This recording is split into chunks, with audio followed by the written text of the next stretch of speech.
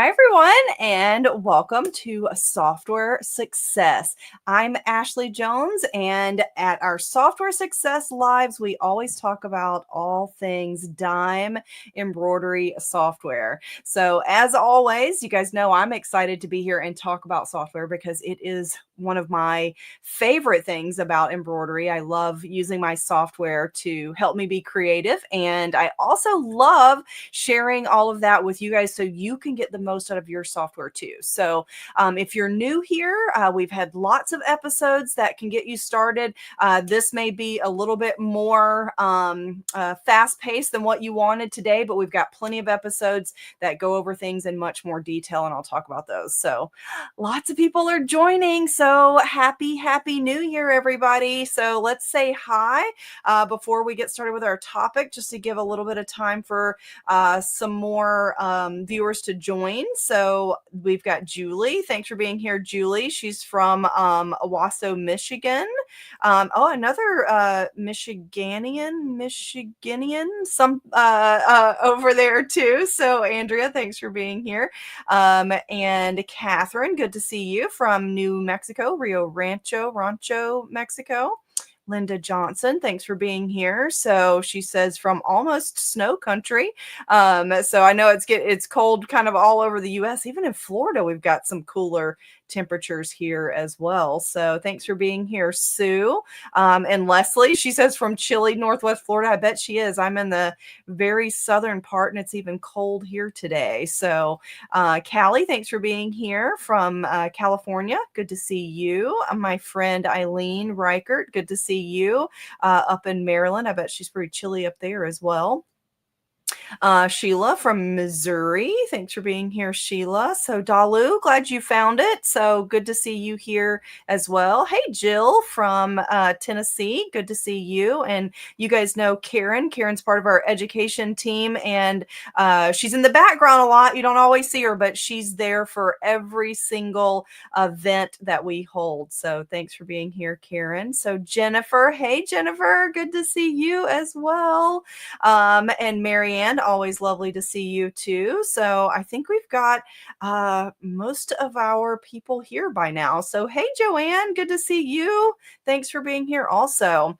Okay, so of course we don't have time to say hello to everyone, but that is just gives a little bit of time for other friends to join to see what we're talking about today. So today our topic is some specialty stitches. So plaid, foam, and fringe. Oh my. So I love applying these specialty stitches or adding them just as little accents into my designs. It doesn't have to be everywhere. You can just use these types of stitches and other specialty type stitches just to add an additional little element. So today we're going to talk about our software, our dime software that will create these specialty features and others just at the click of a button. But I know not everyone has that particular software. We'll talk about that. And so I'm actually going to show you how to manually create some of these things if you have Perfect Embroidery Pro or some of our other software that maybe have the features that we're going to talk about. And as always, I try to list the feature that I'm using and which software you can find those features in, so you'll know if your program already has it or not. And so before we do start with the topic though, I do want to kind of preface with the plaid, the foam, and the fringe. I've talked about these before, and so we're kind of getting to the point in our software success where we're kind of building on the things that we've learned. And so these topics are a combination of several other software success that we've had, but I also try to keep it simple enough so that if this is your first time viewing this one, that you won't feel so lost. So, and that's a really hard balance because we have lots of people that have watched our sessions for a long time. So they want to advance, they want to learn things new, but then we have new people joining all the time. So it's kind of a balance to make sure that we are showing things in a way that a new person, a new user, a new embroiderer be able to do that, but also to give all of us seasoned embroiderers something new and exciting to do with their software. So, and so before we do this, let me show you, I'm going to head over to first my webpage here, because let's talk about finding those old episodes. So this is our regular embroidery page, dzgns.com. And there's lots of information on here. If you want to look at any of our software that I talk about under the software tab here, you can find those titles and you can purchase them right from our website. I always would love it if you'd support your local dealer, though, if you do have one. But if you don't, you can purchase from the website as well here. But also on this page, I'm going to click here to go to our YouTube channel. So up here in the very top, you can get to our Facebook page, Instagram, Pinterest, or YouTube. So if I click on the YouTube one, it'll take me right to our Designs and Machine Embroidery YouTube channel. And look at this right here on the first page. Here, all of us are, me and all of you, right here at this live presentation. So when we do have one live, if you go to our Designs and Machine Embroidery, you can see the little red around the logo that we are live right now. That's all of you guys here with me. But I wanted to show you how to get to the past software success. So here at the playlist, we have someone that manages our social media that does a fantastic job. So shout out to Adriana for that. And so software success playlist will get you to Adriana all for that. And so I'm going to pause that right now because it's going to play back in our ear. But it'll get you to all of those past episodes as well. So if I scroll down here, and you can see that we're seeing kind of double here for what's on the screen. But all of these past episodes you can go watch. So I wanted to point out a few that relate to what we're talking about today. So last year we talked about sketch style stitches. So I'm going to show you how to use those with your plaid today. So if you haven't watched that episode, check it out. Sketch it in stitches, and then the all about fringe, because we're going to talk about creating a piece of fringe with Special FX software and manually. So Special FX software part 1 and part 2 here, getting started with the software, and the part 2, I would definitely check those out because it has those specialty features. And way back, close to when we first started doing software success, so I have to scroll way down, and I think I passed it. So I'm going to scroll back up a little bit. I did an episode here on the powerful one, which is what I call Perfect Embroidery Pro, because it'll do anything manually. You can create manually anything that you want to with embroidery. But the powerful one, part 4, I showed how to create plaid in this pumpkin. So that's another episode that's really good to go back to as well. So that's how you can find past episodes. But these topics that we're going to talk about today, you can go back and watch those episodes that relate to this, because you guys know me. A lot of you guys have seen me a lot of times here and on our other Facebook Live and in events. And you guys know that sometimes I say things and do things completely different from one time to the next. So you can learn different ways. Okay, so now these 3 types of specialty stitches that we're going to talk about today, you can create with just a click of a button in our software called Embroidery Special FX. So I'm going to show you how that works if you own this software. But if you don't, I'm going to show you how to create these 3 manually if you have Perfect Embroidery Pro or possibly another program that'll allow you to create the type of stitches we need, and I'll tell you that as we go. Okay, so Embroidery Special FX is one of our programs that will allow you to create plaid, chenille, embossing, foam, mylar, ombre stitches where they blend colors, prism where it changes colors, varsity, which is a textured fill, and fringe embroidery designs just with the click of a button. So those types of stitches, if you haven't seen them, look like this. So this would be chenille where it stitches the channels. Plaid, we're going to talk about today, creating that, and embossed designs, it'll do that with just the click of a button. Mylar designs, foam, that's where we put the 3-dimensional or the foam underneath the stitches to make them 3-dimensional. So I'm going to show you how to create that. The varsity fill is a specialty fill in Special FX that has a textured look to it. And then that's blending text, our ombre, and then fringe. You can see the little thread fringe at the collar and around the saddle of the little alpaca here. So today I'm going to show you how to do that in Special FX, but I'm also going to show you how to do these manually if you want to create them in your Perfect Embroidery Pro. So today we're doing fringe and plaid and foam. So these three here that kind of make a triangle. Okay. And I do have all of the features that I'm going to be used listed out here. And so I won't go through every one of them now because you haven't seen them in the works. I think it makes more sense if I do it and then we talk about where it comes from. But just know that the auto plaid, the auto foam, and then the fringe that's built in to the software, those are SFX. That's special FX embroidery software. But we're going to talk about creating some of this manually too. And as always, if you guys have questions as I go, make sure that you let me know. Okay. So I'm also going to do something else today that I don't normally do. And that's we're going to get an embroidery design. We're going to create an embroidery design from artwork. And I'm going to show you how I just download and import artwork into our software. So if I go back over to my web page again, this is a site that I use that is free vector clip art. Now there's lots of places out there to get free clip art. Just make sure that you're not violating someone's copyright. And this is a place that artists allow people to download their designs. So I use this if I can, and then I can get, some free artwork. So I'm just going to search Valentine, and since that's coming up, and then I'm going to use these two little lovebirds here. I've actually used this before. It's such a cute little design and it's very simple. So it's great to work with and to learn. So if I click download, it says that the download is complete up here in my browser. So if I click that folder, it'll take me to the location of my download, okay, which is in my downloads folder, okay. So I'm going to move that back over here. And now let's go back to the software and I'll show you how I bring it into the software, okay. So we downloaded a vector file, which is like an SVG, an AI file, a WMF. There's lots of formats, your FCM files for your scan and cut. But we're going to do file, and we're going to do import artwork to bring in a file that is a vector file. So import artwork. And then you're going to go to the location of that download. And it was in my downloads folder. And it's this SVG file right here. And I just click open. And it's that easy, okay?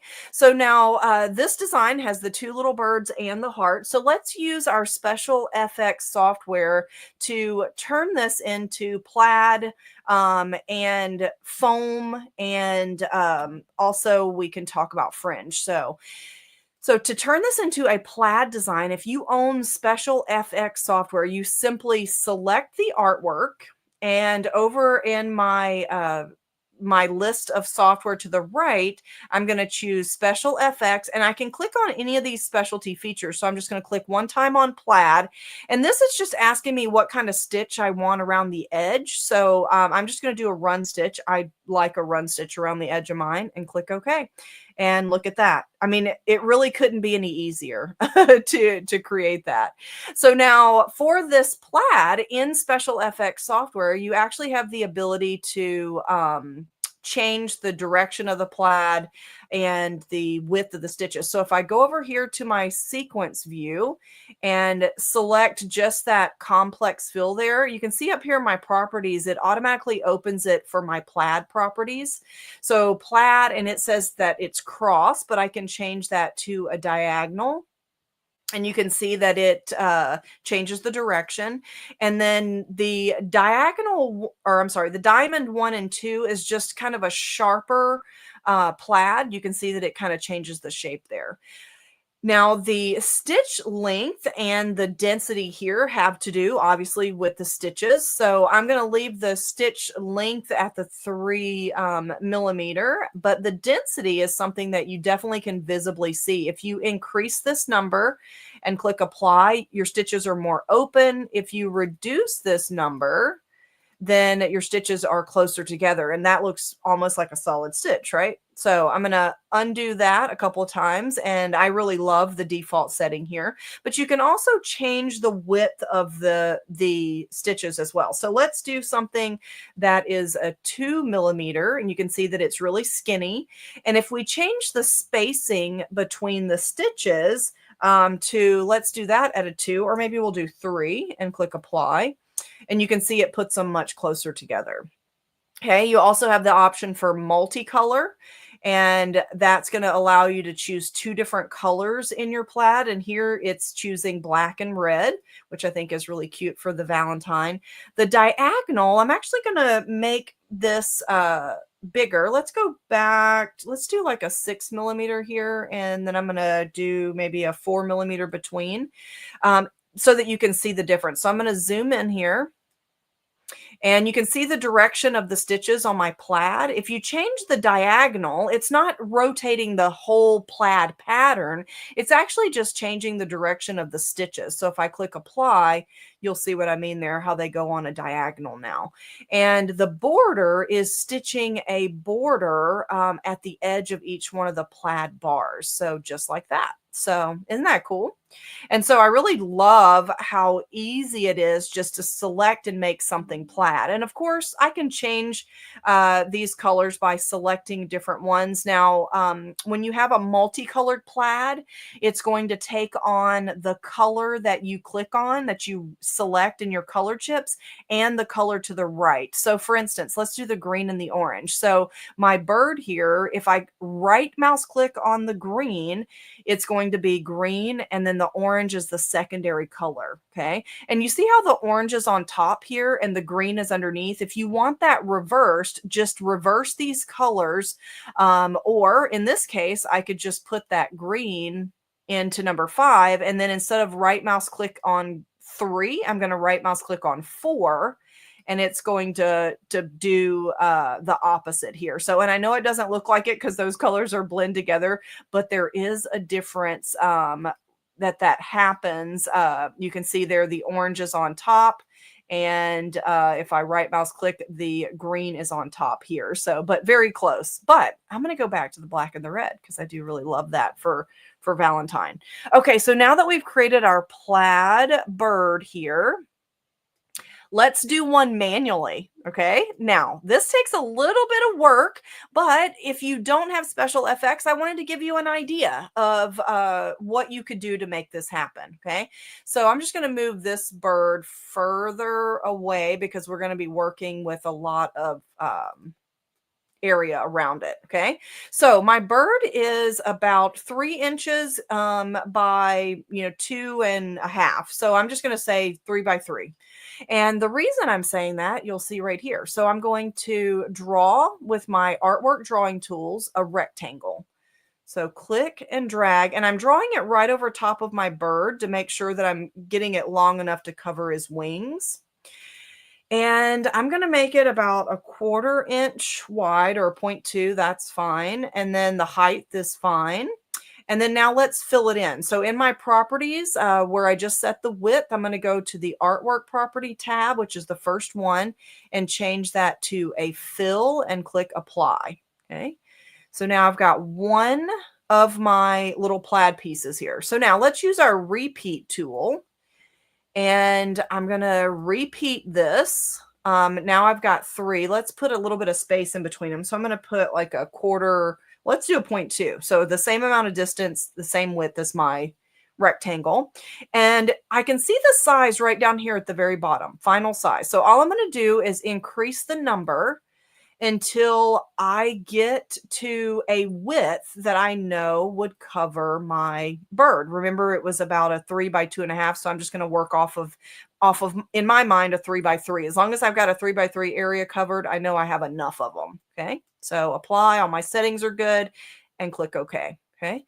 So now there is the bars. Now, if you wanted to make this bird stripe, you could stay right here. But for plaid, I'm going to copy and paste up here at the top.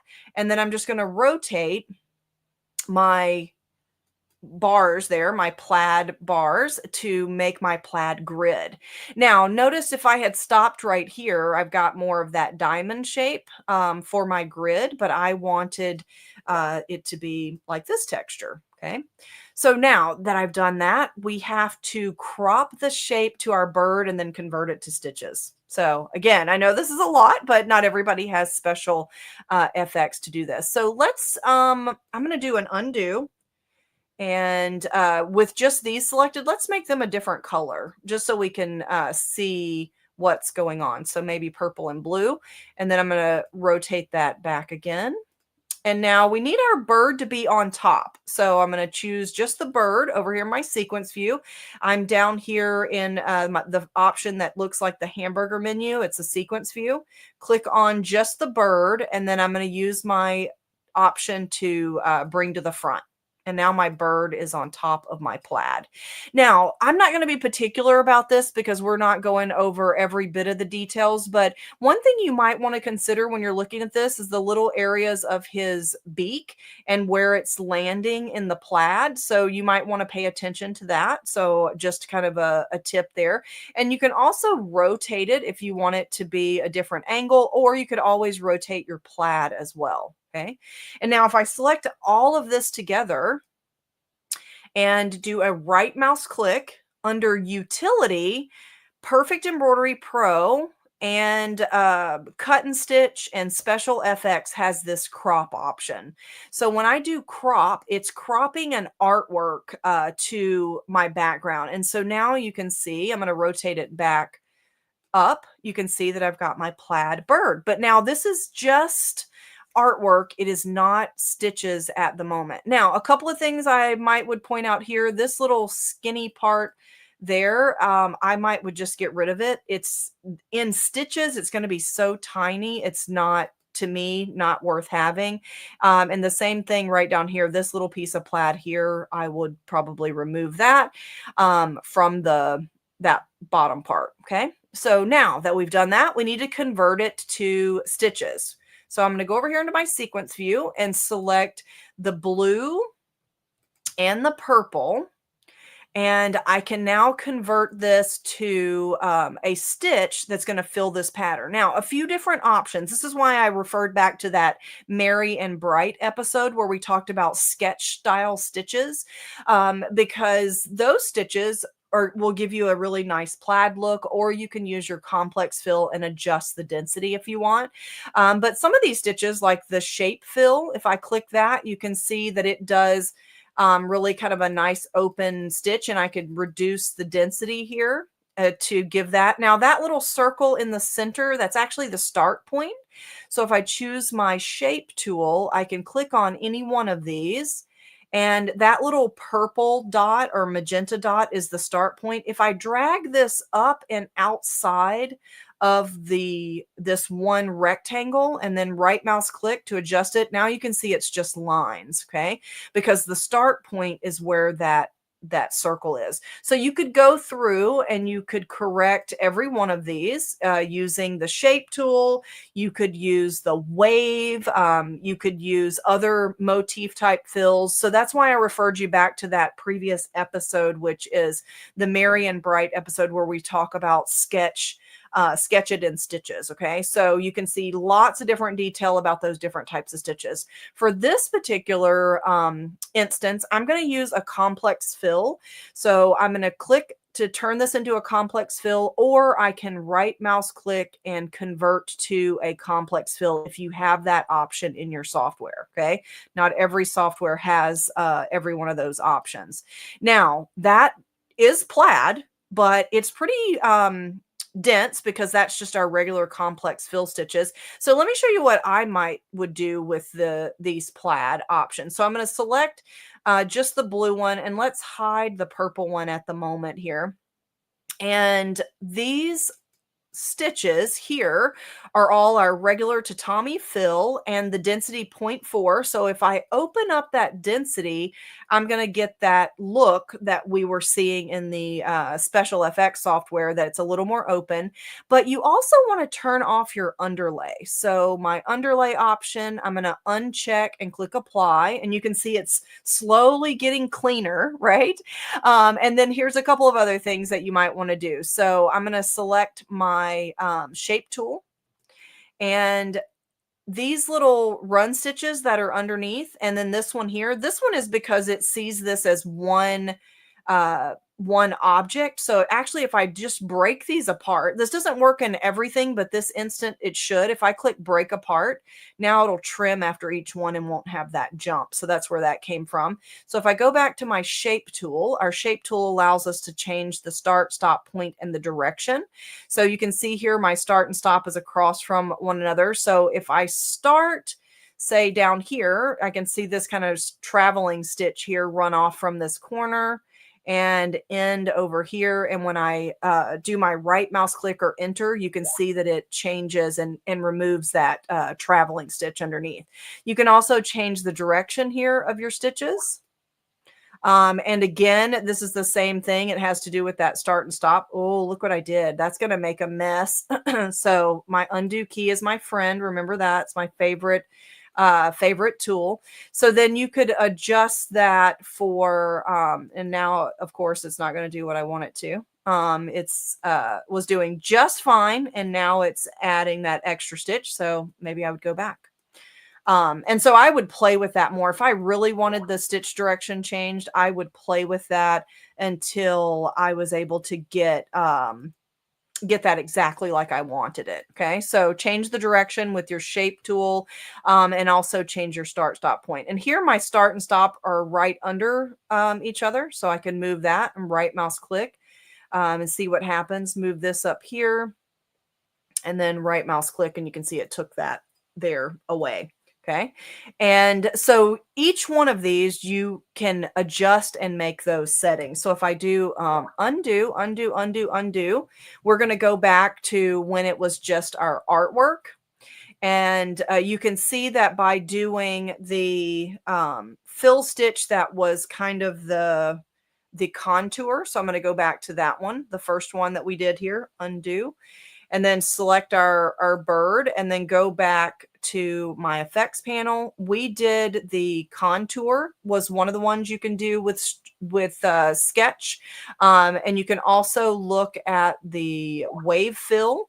If you click wave, you can see how that gives you those kind of open lines. And again, adjust your density.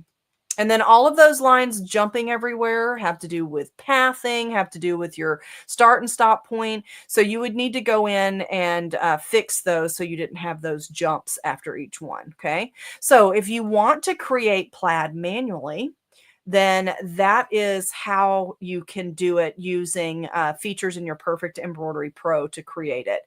Now, as you can see, SFX did a way better job.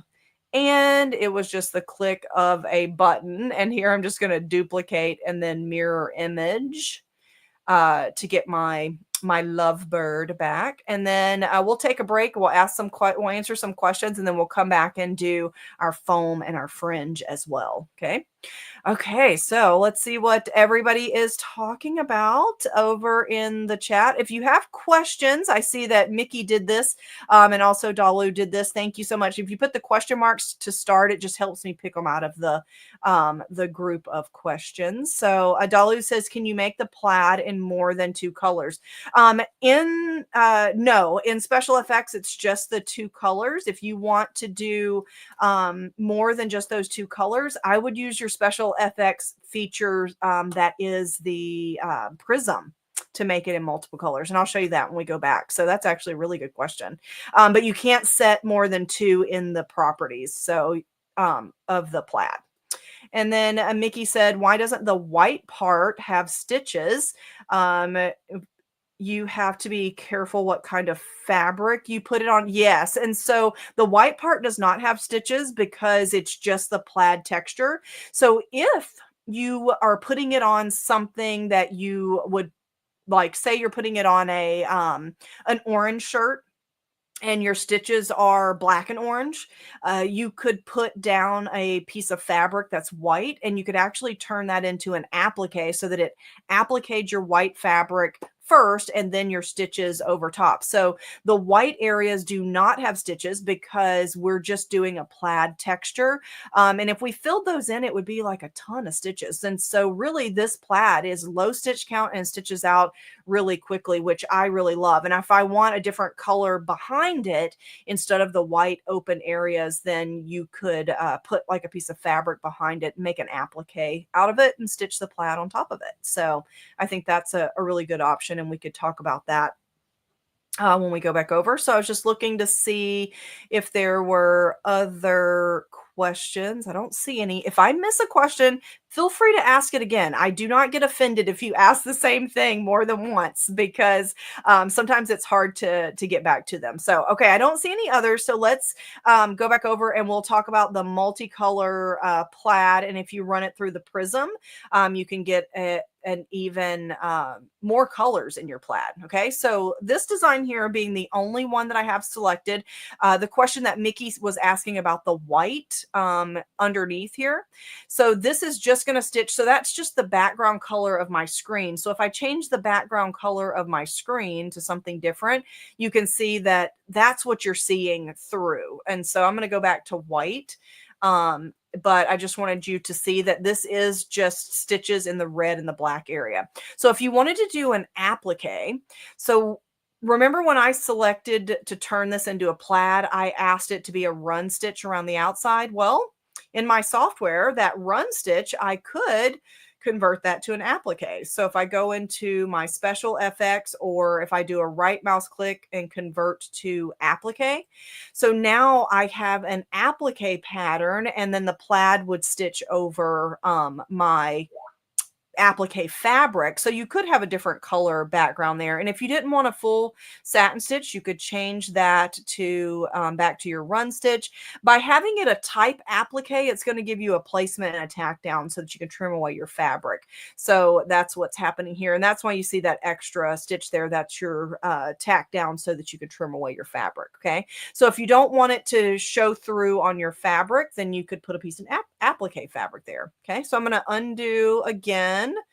And go back to my white here. And then let's talk about the multicolor. So Dalu said, can you have more than just the two colors of plaid? So in your settings, you only have the option for a single color or a double color plaid.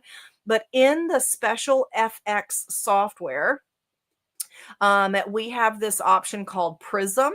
And Prism actually will add multiple color stops in your design, any design, not just plaid. And so here you can see that I have all of these different color options, color palettes, and I've created some myself. I usually put my initials in front of the ones that I create so that I can keep track of what's built into the software, but you don't have to do that. But if I just go to this one, you can see that I've got a multicolor plaid, and I can use these sliders to adjust where that color is stopping and starting. Now, it is stopping and starting in the order in which it stitches. So that's what you're getting whenever you're doing the slider. It's essentially like you're stepping through how it's going to stitch. But you can have a multicolor plaid by using the prism feature if you want more than two colors. And I have most of my colors set with like 4 color chips, but you can actually have more than 4. Like this floral option here, you can see that I have many more color options that I have created, and I can then work to get that to look exactly like I want. So, isn't that cool? So that's the prism feature built into the special FX. If you're creating your own plaid like we did with the artwork tools, you can change every other rectangle to a different color before you convert it to stitches, or you can select it and change it. Your separate objects, you can change the color. So hopefully that makes sense there. So very good questions. I love that. Okay, and so I see that Connie says, put a solid fill shape behind and utility remove overlap. So you certainly could do that if you wanted it all to be stitches. I will tell you that the remove overlap, it is going to put like a lot of jumps, a lot of trims everywhere. So that's not really an efficient way to stitch, but it is definitely doable for sure. So if you want that to be all stitches, there's always a way. So just like Connie pointed out, always a way to do what we want if you've got the tools to help you out. So really good point. Okay, so now let's go to the heart shape here. Okay, so now this was just artwork. So now, of course, I could turn this into plaid if I wanted to. But if you want to make a 3D foam type object, you need stitches that are column stitches. So like a satin stitch or a steel stitch, those are both column stitches. So let's do a right mouse click and convert this to satin. Now, not every program has satin stitch in it, but you can also put foam under a steel stitch, which we'll talk about here in just a moment. So if I click convert to satin, you can see that it turns this heart into exactly what I kind of was expecting, the satin stitches there. And now satin stitches for 3D foam is really what you need, but you do need to adjust a few settings. Okay, so here for your foam, you need to have really good coverage with your stitches. So you want to make your stitches closer together. And so by adjusting your density to half or doubling it to what it was a 0.4 and we're going to do a 0.2, which is going to make our stitches closer together. You can see it's much fuller. That's going to make sure your foam has good coverage. Also in 3D foam, you want to make sure that you have underlay that's not going everywhere. So if I look under my underlay stitches, I do have this zigzag over the top here, which wouldn't be too horrible because it's going to go over the top. But a lot of times I just use a contour and that's going to run around the outside, tack it down, or you could do a center line just right through underneath through the middle, because you got to remember there's a piece of foam under here that really is that's going to keep the stitches spread apart over top of the foam. So run stitch or contour is usually what I do. And then the last thing that you will need to change is, let's zoom in even further. Take a look at right here. So if I turn off the 3D, you can see that I've got some stitches here that are shorter. That happens in the curve of a satin stitch so that you don't have so many stitches down here.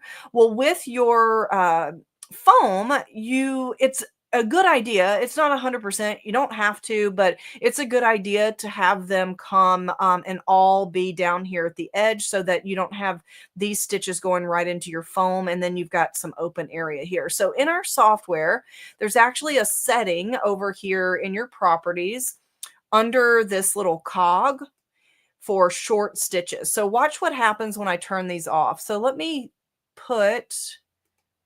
Okay, so now you can see them a little bit better since I don't have it selected. Let me change the color to see if it'll change a little bit. Since I've got it selected, it's not going to matter. Okay, so when I deselect it, you can definitely see those short stitches there. So now I'm going to select it, go to this setting under the general settings in my properties here, and then click uncheck short stitches and click apply.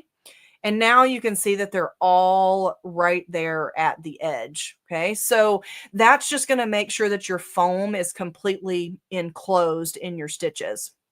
Okay, so now this design, oh, my underlay, I must have not clicked apply. So remember, you want to click apply. And so there you go. So there is the foam design. Now, here's another thing to think about with foam.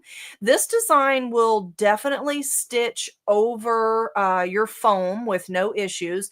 But anywhere you have areas that are really tight, it's going to not be as raised because it's really less foam there and it's kind of compressing it in tight areas. So you can adjust that by adjusting your artwork before you start. And when I do my undo, we'll talk about that. But this design is actually a really nice option for foam because it's completely enclosed. So my column stitches that go from side to side here are completely enclosed. There's no open areas.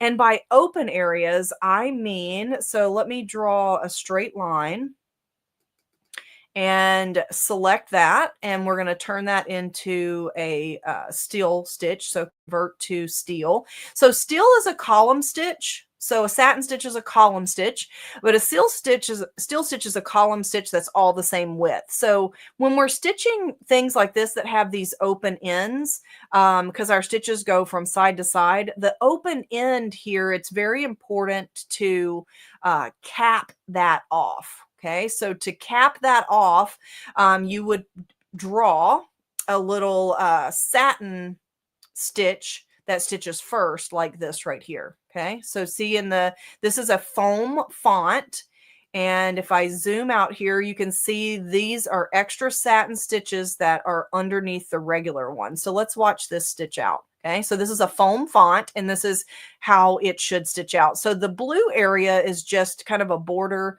stitch, but watch this. Now when the red starts to stitch, do you see that? We have this little satin stitch that stitches first, it runs up, it stitches the top and the bottom. So all of those areas that would be open, it caps off. So then now it comes back in stitches. We've got good overlap here.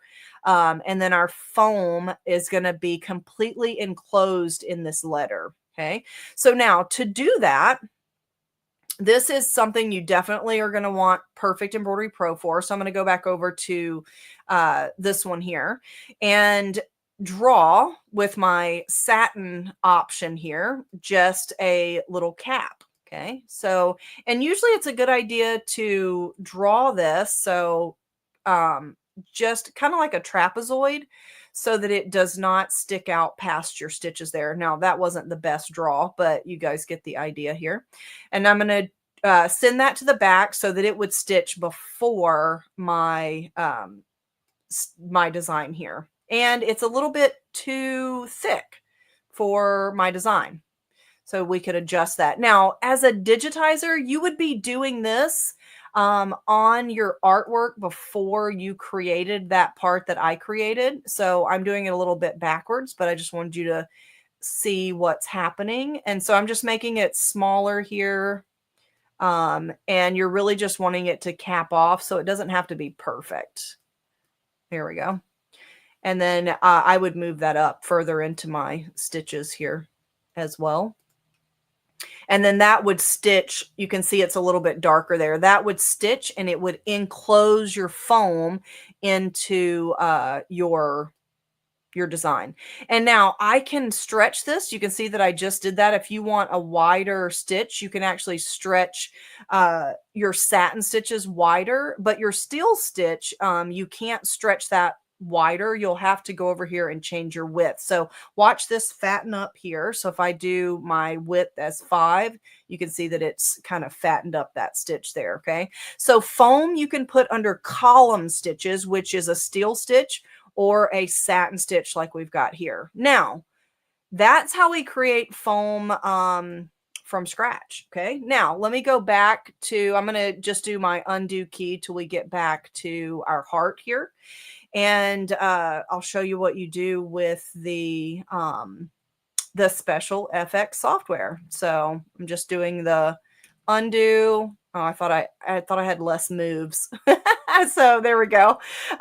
Okay, so I'm back to my stitches whenever we first convert them.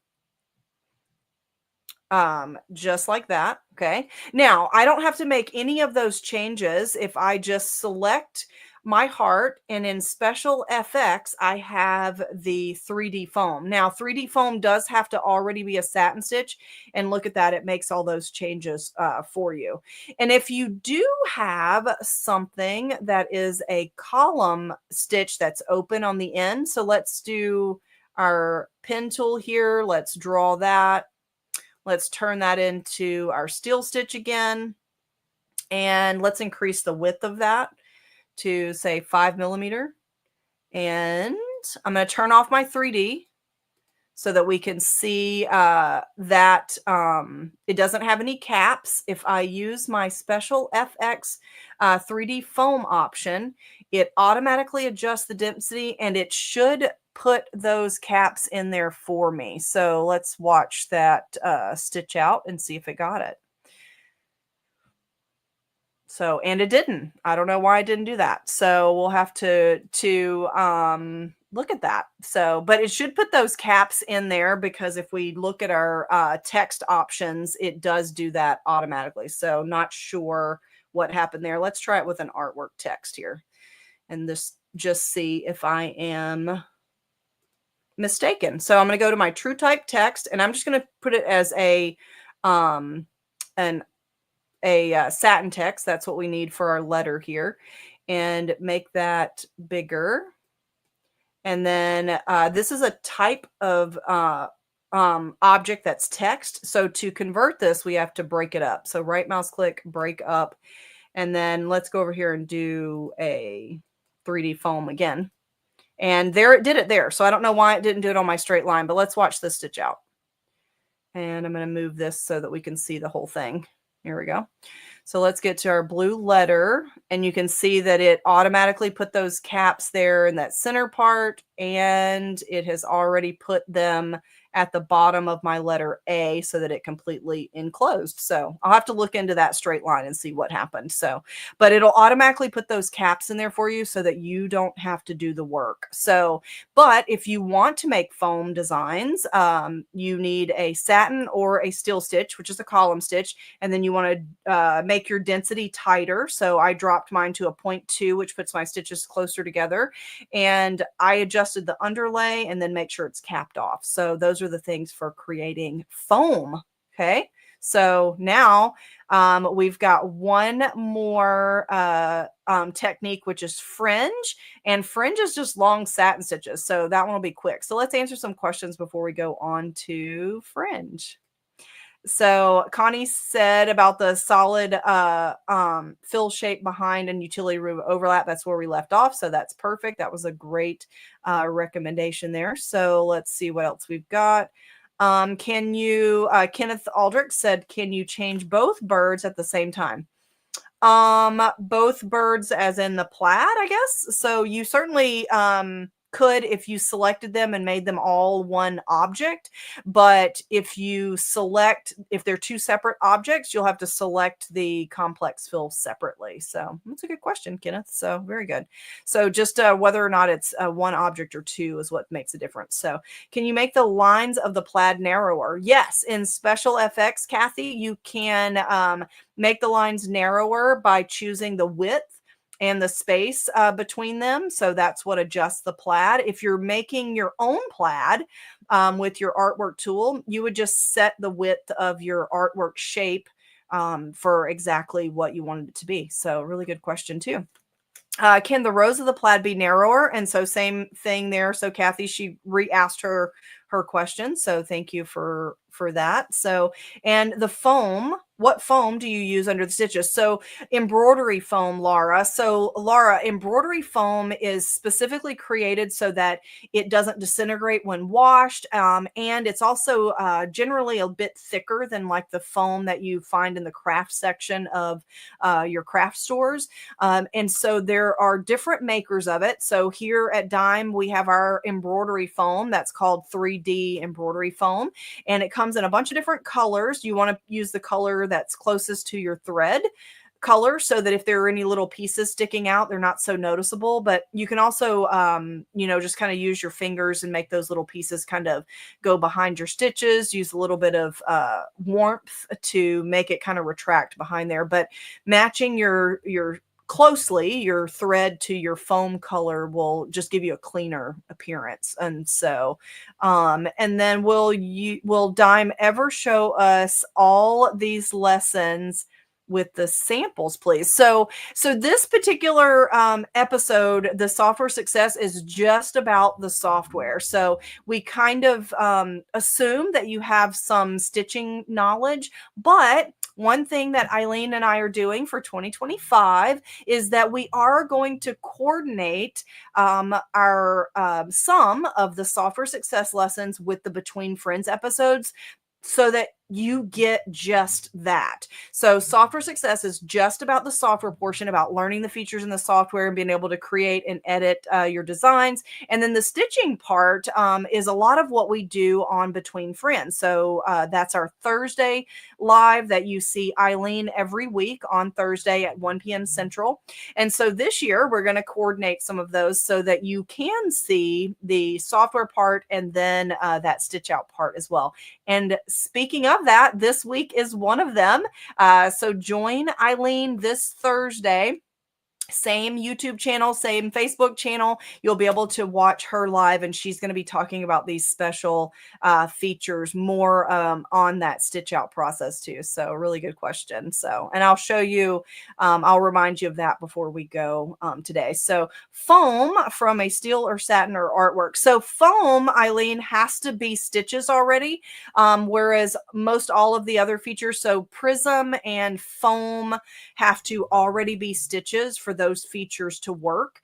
And so once you convert to the steel or the satin, then you can use the foam icon in the special FX software. So, and then, hey, our friend Dawn from Creative Applications, she said embroidery foam is also denser, which gives it a nice lift and a clean tear. Thank you, Dawn. I appreciate that. So yeah, very good point. Embroidery foam just, is different than craft foam in general. So use embroidery foam whenever you're putting it under your embroidery stitches. So, and then the button, what button makes the tie on and the tie off? So tie on and tie off is in your properties. And generally, whenever you're creating stitches, it's going to do a tie on and tie off at the end and the beginning, but that's in your properties settings. And you can also have some of that automatically happen in your general options. So look under tools and general options for the tie ons and tie offs, but in the your property settings as well. And so most often it's going to do just a general tie in, which is going to, stitch in one place, and then a general and a tie off as well. And there's usually a trim too right after that. So you don't have to automatically put that into every single thing that you do. It's really if you want to change it. So another great question. I love that you guys are asking all of these really good questions. So, okay, so let's go see Fringe quickly before we go. Okay, and so I'm going to just start a new page here, and let's just draw a heart shape here. And I can show you the fringe option, and then we can show how to create a piece of fringe. So I'm just going to make kind of a larger heart here. So like a 4-inch heart. And in the special FX software, you have 2 different fringe options, fringe tool and fringe shape. Okay, so fringe shape means that I can apply a piece of fringe to this shape. Okay, so my shape is a heart, and the type of fringe, do I want the fringe to go around the stroke, which is just the outline? Do I want it to fill the entire shape? Do I want to make rows of fringe, or do I just want it to be a fringed steel stitch? Okay, so I'm just going to choose the stroke here. Now this negative number is the distance between your little pieces of fringe, and I'm just going to leave that negative there. And the center is whether you want it to follow along the center of that line or in the inside, the outside, and it'll flip your fringe. And when I click OK, it says, okay, what fringe do you want to put around the edge here? So if I choose this one and click OK, you can see that it places them all around the edge of my heart. Okay, so now these little fringe elements are built into the special FX software. So if I click on the special FX again, I also have this option for fringe tool. Fringe tool lets me just select any of these that I want and add it to my workspace. Okay, and I can just click every time I want one to get a new little fringe element. Okay, so I can make shapes out of them, put them as little accents in your design if you want. But I wanted to show you about making fringe. So fringe, like these little elements here, or if I go back again, the fringe tool, these little half circles, these are really easy. The little straight line fringe with your steel stitch and a little satin at the over the top. When you're making fringe is a satin, or I should say column stitch, because we just talked about column stitch can be a steel or a satin.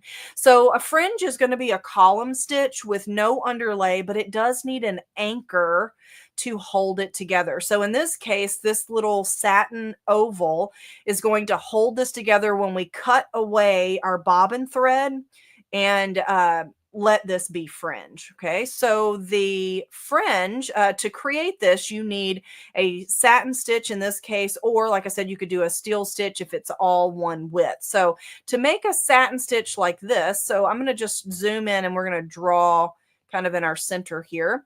So I've got my satin stitch chosen, and I'm just going to click and click to make my point, and then click and click, click and click. So when you're making a satin stitch, it's point counterpoint. And you can see how that made my arc there. And I actually made it too long because I've got a split satin here. So I could change my settings, or I could reduce the size of it. So let's just do it one more time so you can see it. So this is my classic satin input tool. And I rarely draw satins. I usually go from artwork and I convert it to a satin. So drawing the satin, you can also do, but I don't show this a lot. So that's why I wanted to show it today. So I'm going to click. So you need a point and a counterpoint. Okay. So point, counterpoint, point, and a counterpoint. And now you can see that I don't have that split in there. And now whether it's arced or not doesn't matter. You know, your stitches are going to fray. It just depends on the look you're going to for. But with satin, or with fringe, sorry, it's similar to foam in the sense that you want to avoid those short stitches. So if I go over here to my properties and then the general tab and deselect and click apply, because we want those to be attached to the anchor stitch. And then also the underlay. So you don't want any underlay because you're going to be cutting the stitches and these threads are just going to be dangling anyway. But you do need something right here to anchor the stitches. So either a run stitch across here, or in this case, like we have this little circle, we can just draw like an ellipse here to make this little point. And you do not have to have this if you are going to have these fringe underneath another design. So, and I'll show you what I mean here in just a bit. So we're going to convert this to a satin stitch. And then I've got my little satin bulb here. And so now this is a little piece of fringe, and it's shaped different than these. But I can really, if I really wanted it to be, very similar, I certainly could adjust. So my shape tool allows me to change those points that I've already created to make it a little bit different. So your shape tool allows you to edit what you've already created, the outline and things like that. So remember that too. Okay. And so that's how you would create this piece of fringe. But now you can also have fringe that has a run stitch, or you can have fringe that is like a satin stitch or a steel stitch as well. And you could create a little zigzag stitch in there for your anchoring stitch. Sorry, my words weren't coming out there. So, okay. And so let me go and show you that little penguin that was in our little picture here, because that has a really good example of the fringe being underneath or on top of something. So that little design was actually built into our SFX, our special FX software. And it was in, I think, the holiday and for winter or something like that. So here we go. Yep. How cute is he, right? And this little guy, if I ungroup it, because this was created in our software, I can actually just select a part of him that I want to be a different type of stitch, and I could change that to plaid. Okay, so I'm going to change his hat to plaid. It's asking what kind of outline stitch I want. I'm just going to leave it at run. And now that you don't really see much in his hat, so I'm going to change the size of the plaid. Now this will answer that question again. Over here for our plaid, I'm going to change that to a 2. You can see those are really skinny, and I'm going to put them close together. Let's do a 3 millimeter distance so that it kind of fills in my hat, because my hat is kind of a small area. And then I can change the direction if I want to make that little plaid fill. Okay, so it's just a nice way to add some additional detail to your design. Now, the fringe, I actually replaced this little ball at the top and the fringe on the sweater. And so let's talk about this. So I'm going to select this part and just press delete. Now that's just an outline around my whole design, so I'm going to get rid of that too. And in my fringe tool, so under Special FX Fringe Tool, I'm going to grab one of these. This one actually might be a cute one. And we can put that right at the top of his little hat. Okay, so I drop it, select it, and then I'm just going to move that up and then rotate it. Let's zoom in here so we can really see what we're doing. So I'm going to just rotate it to kind of line up with the top of the hat. Okay, now here. So this fringe, if I were to stitch this on top, like you see here, I've got this anchoring stitch there in the center. But if I stitch it first and then my hat stitch over top of it, I don't need that anchoring stitch. So if I ungroup that, I could delete that. And it has a run stitch there already, which I would leave just to give that a little bit of security. And if I send it to the back, and then I'm going to change the color to match our design. Now this stitch, this red part here, is actually going to stitch over top of it to make sure that it is anchored and is not going to come out. Okay, so you can see how much overlap I've got there to hold that in place. So okay, so just a little tip there about fringe. And I do like that. I like that this particular one stitches before this part of the hat because it's, to me, in the right order. Now, this little area here, we can add some little fringe pieces, but I would probably get rid of all that red. Now, you could leave that, let me just select the darker red part here. Over here in my settings or in my sequence view. There we go. And then I could put my fringe where that it stitches behind these, but then I would want to remove these probably as well. Okay, so I just select it and I press the delete on my keyboard. So I'm just deleting each of those little run stitches, and then I'll leave this little part here. Now, if I go back to my fringe tool and then choose just like a different shape. I'm going to choose this one and I click to put it in on the screen, and then I could move this down. Now I could either leave that piece there to stitch on top, or I could put it underneath and remove that piece, just delete it. And I'm just going to put 3 of them across here to make my little fringe on my scarf. Isn't that cute? And if they overlap here, that's perfectly fine because you're going to cut the bobbin to make that fringe area. So isn't that adorable? So that is how you can create fringe from scratch, and also using Special FX software to do it. So remember to go back, check out those other episodes because you'll learn something completely different in those 4 episodes that I mentioned that we've already had. It'll just kind of build, this will kind of build on that those topics and those subjects. So, okay, well, I know that was a really long session. So let me show you what Eileen's going to be working on this coming Thursday, and then also I'll tell you where those features. So now the auto features for the plaid, the foam, and the built-in fringe designs are in SFX, but I used the steel option to create some of those, and those are in a lot of our dime software, PEP, Word Art and Stitches, My Quilt Embellisher, My Lace Maker, Pam, Special FX. You can draw artwork in every dime software pretty much.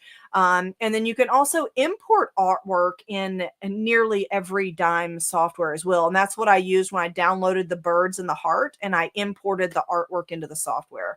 The crop artwork, though, that we used when we made the bars of plaid, the crop artwork is only in PEP, Cut and Stitch, and Special FX.